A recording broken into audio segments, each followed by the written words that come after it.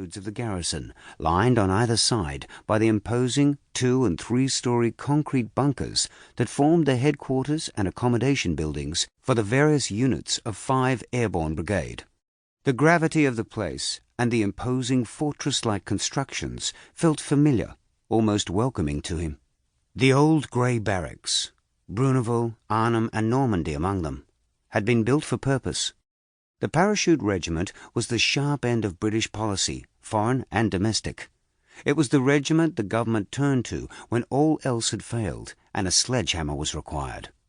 It had been Davenport's first and only choice when he'd left New Zealand to join the British Army, and coming back to Aldershot gave him a sense that he had returned home. He drove past the site of what had once been the 2-para officers' mess, now just an empty space with a plaque marking the spot where a car packed with explosives had been detonated by the IRA back in 1972. The explosion killed a Catholic priest, a gardener, and 5 women who were employed as civilian staff. 19 others were injured, many seriously. Within a few minutes, he'd parked at the 3-para officers' mess, removed the civilian spray jacket he routinely wore over his uniform when driving, donned his beret and camouflage combat smock, and walked through the grounds of his old battalion, past the transport yard and the mortar platoon, and under the covered concourse behind the company officers. As he turned the corner to the battalion headquarters, he was met by a familiar figure, apparently waiting for him. "Young Mr. Davenport. So, we actually managed to coax you into a uniform and back down to Aldershot, where all the real work's done. Although I see that damn beard's become a permanent fixture."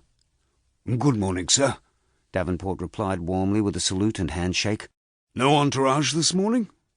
"No, I've sent them all ahead to grease the wheels. Wanted a moment with you alone."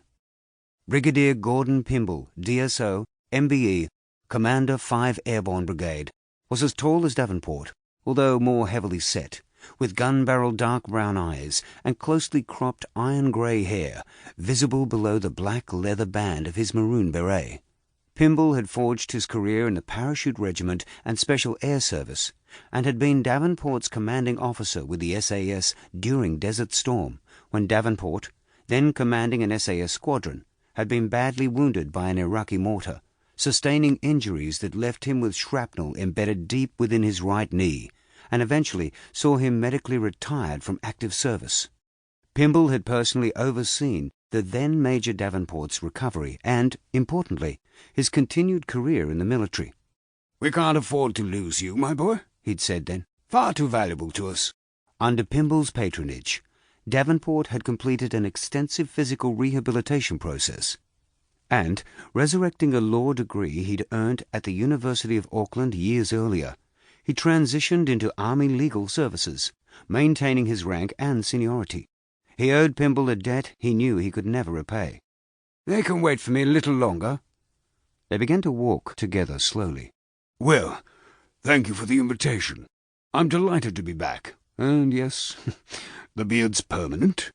As permanent as anything, I suppose, in this line of work.